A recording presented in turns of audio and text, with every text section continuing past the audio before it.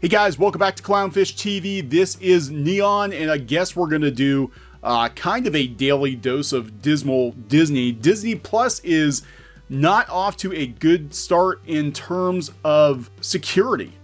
While there's been a lot of talk about Disney Plus's numbers being phenomenal for the first week, and we're gonna talk about that because Warner Media's CEO says he doesn't think a lot of these people are going to be here in 6 months. Their security has been terrible, and I'm not really surprised. I got to be honest, as somebody who is a practically a lifelong Disney fan, as someone who has a lot of experience with their theme park apps, with their website. Disney's IT department in many respects is very, very lacking. I kind of wondered how they would deal with this rollout, and we saw on launch day that it not very well. And now there's word that usernames and passwords, email addresses are being sold on the dark web, and it's only been online for a week. Disney Plus has only been online for a week. So we're going to talk about that, and then we're going to talk about what Warner Media thinks of Disney Plus's success and the shade that they're throwing at them in regards to HBO Max. HBO Max, which looks to probably be Disney Plus's biggest competitor. I think it's actually going to be Netflix's biggest competitor. I think HBO Max is actually poised to come in a close second to Netflix, given the content they're going to launch with, given the fact that people are already paying for HBO. But before we get into the video, please subscribe to CLOWNFISH TV for more pop culture news, views, and rants. We're at 75,000 subs, hoping for 100,000 soon. Thank you so much for your support. We really appreciate it, guys. We really do. And check out our gaming channel, CLOWNFISH TV Gaming, and also the art and animation channel. We're going to be starting soon at CLOWNFISH Animation. So thank you, guys. Okay, this is coming from BBC only a couple hours ago. Now, I'd heard word of this a couple of days ago, and I'm like, oh wow, that really sucks. Hopefully they get that sorted out. But the articles have been nonstop. The bad news has been nonstop. Disney Plus, apparently a bunch of emails were hacked, and given the problems they had last week, it's not really surprising that something else would go wrong. Disney Plus fans without answers after thousands hacked. So they're not getting answers at all. Disney doesn't know what happened. Thousands of Disney customers say they have been hacked after signing up to its online streaming service. Since Disney Plus went live, attackers have stolen thousands of customers' accounts and put them up for sale on the dark web. According to a report, people waited on telephone and online chats for hours, and many still say that Disney has yet to sort their problems. Yeah, I've got friends of mine that are like, I still can't get my account sorted out. I know with us, I went to sign into Disney Plus last week using the same login I use for my main Disney account, my same email address, and I got kicked out for suspicious activity. So I don't know what that means, and I hope that doesn't mean that my main Disney email address has also been compromised, because that is the email address that's tied to all of our trips and passes and all that sort of thing. I have no idea what's going on. But again, I can tell you, as someone who uses a lot of Disney online services, their IT is lacking, and it has been for years, and I kind of wondered how they were going to handle this. People waited on telephone and online chats for hours.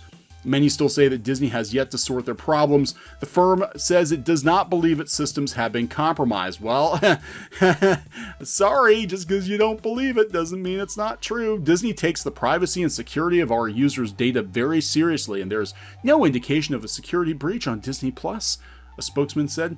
The statement includes that members' details have been stolen by other means. That could involve spyware on user devices or the reuse of login details stolen from elsewhere. Disney's answer to Netflix: Disney Plus is an online platform where fans can view movies, short films, and TV shows, yada yada. 10 million people signed up in the first week, and we're going to talk about that. They might not stick around, especially after this.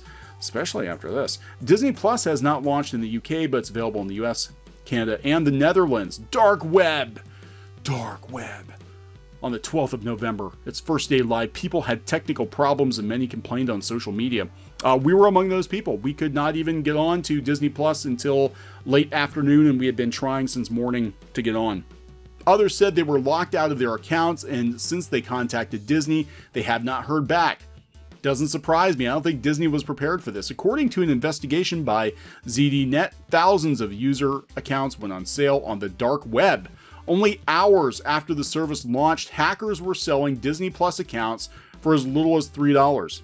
A subscription to the service costs $7 a month. With the help of a cybersecurity researcher, the BBC also found several hacked customer accounts for sale on the dark web.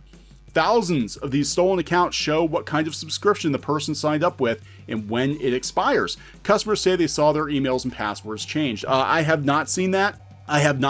So I hope we're in the clear. Many say they used a unique user IDs and passwords to access the streaming platform. Jason Hill, a lead researcher with CyberInt, says it looks like many were stolen because people use the same passwords for different sites. Mr. Hill said that hackers can lift someone's password from a different site which had previously been hacked and tried on a new site like Disney Plus. If it works, they steal the account.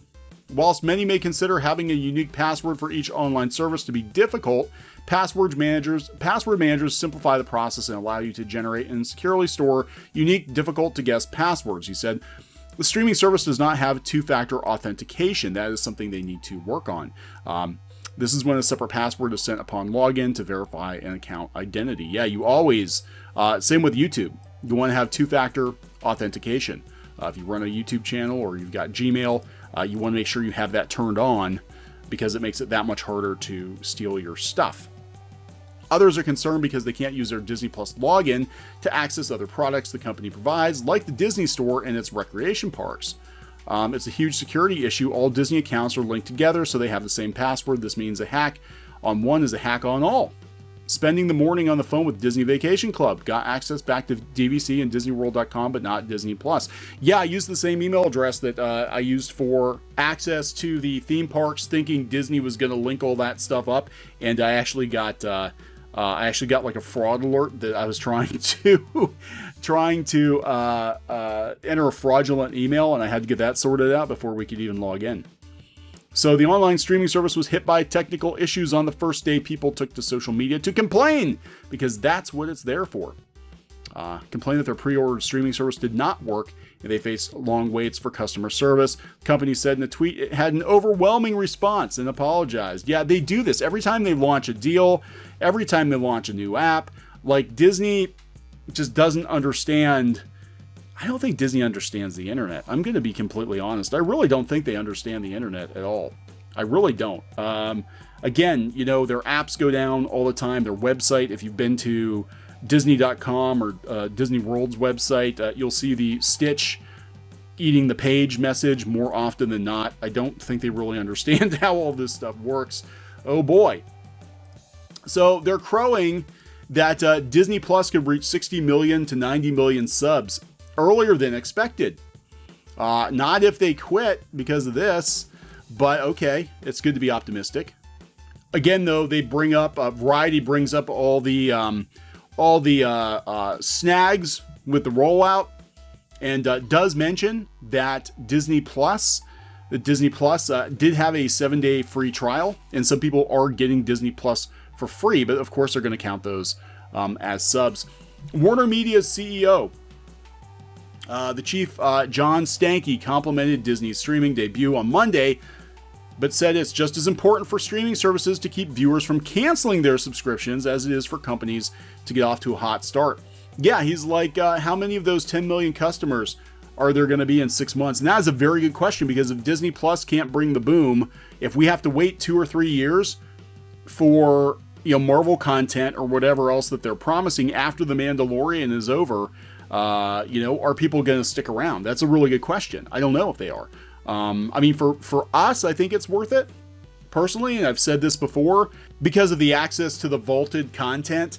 I think it's worth it for people like us who do like classic Disney content, but for, the average person, it might not be worth it. They might not stick around, especially when they're going to have 3 or 4 more competitors.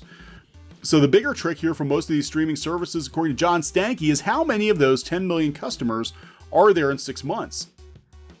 So he was talking with Vox. Stankey, of course, was alluding to the launch of Disney Plus last week with 10 million subs, signing up in the first 24 hours. Managing churn, Stankey said, will be critical for Disney and other new streaming services. Disney did a good job, good for them. They're off to a good start. Stankey added, obviously, we start with a little different position with a different product, and we'd like to see as many HBO customers migrate as possible.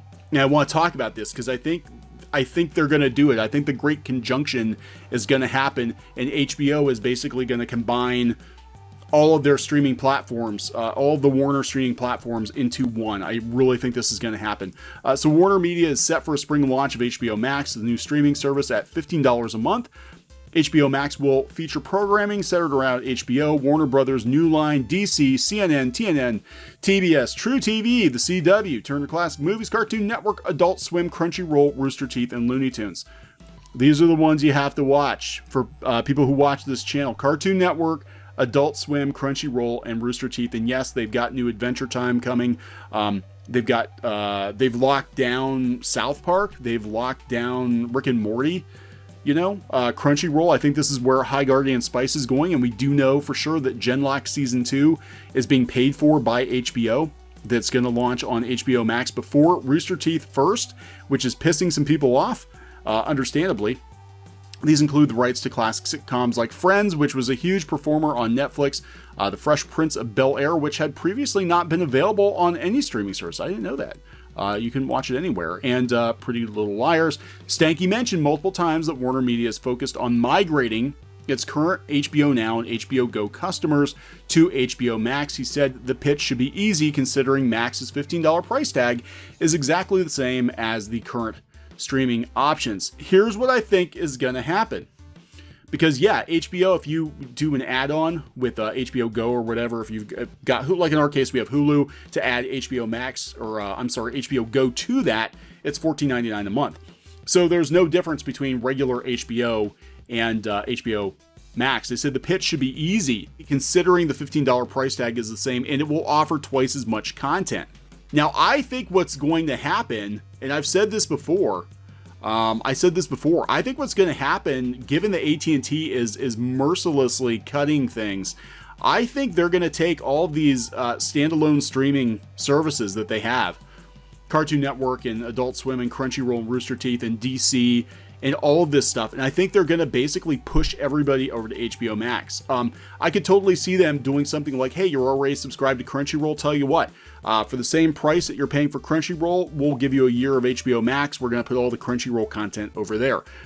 Sounds crazy, but I think they're going to do it. They're already talking about how they're going to roll everything into HBO Max. And honestly, it makes sense. I mean, why run 5, 6, 7, 8 streaming services when you can just throw everyone onto one service, build the numbers like Netflix? I mean, Netflix does Netflix. They don't have Netflix anime. They don't have Netflix cartoons or whatever. They do have a kid-friendly option, but that's it. It's still the same service. I think that's what's going to happen. I do, but this is interesting that he's even like, is Disney going to have 10 million customers in 6 months? I don't know. This isn't going to help. This is not going to help, and a lot of people are frustrated, and just in general with some of the random changes that are available on Disney Plus. We also talked the other day about how people are finding expiration dates. Now, we don't know if that's actually going to happen, that they're going to pull content off, but just because all the vaulted content is available on day one doesn't mean it's always going to be there. As is the case with Netflix and other streaming services. So, physical media still is viable. It's still viable current year. So I'm going to wrap this one up. Please subscribe for more pop culture news, views, and rants here on Clownfish TV. We'll talk to you guys later. Hey guys, thanks for watching Clownfish TV. Please consider supporting the channel. Go to clownfishsupport.com. That's clownfishsupport.com. And if you want to join our community, go to clownfishtalk.com. That's clownfishtalk.com. Please subscribe, ring the bell for notifications. We will talk to you next time.